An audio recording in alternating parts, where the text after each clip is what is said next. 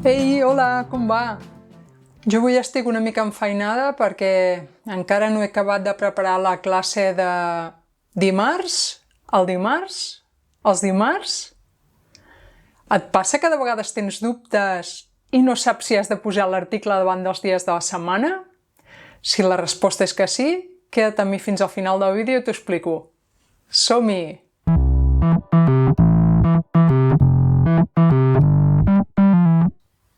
Tinc classe dimarts? Tinc classe el dimarts? O tinc classe els dimarts? En català, totes tres opcions són possibles. El que passa és que no tenen el mateix significat. Mira, quan volem fer referència a un dia concret comprès dins d'una setmana abans o després del dia en què es parla, no fem servir l'article.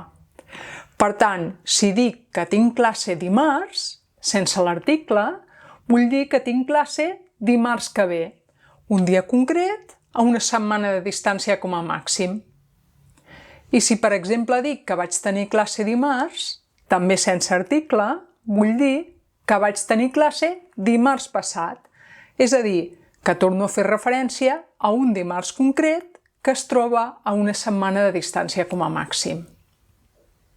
I quan fem servir l'article davant del dia?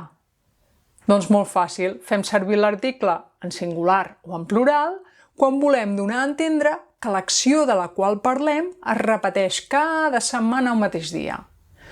O sigui, que si dic que tinc classe el dimarts o que tinc classe els dimarts, el que vull dir en realitat és que tinc classe cada dimarts, que és el meu cas, per cert.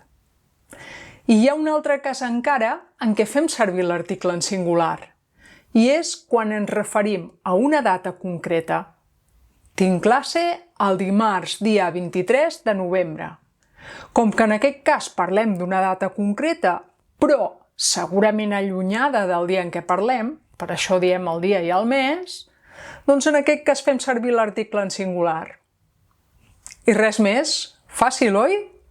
Però abans de tancar el vídeo, a veure si saps com anava la frase que he dit al començament. Encara no he acabat de preparar la classe de dimarts o el dimarts?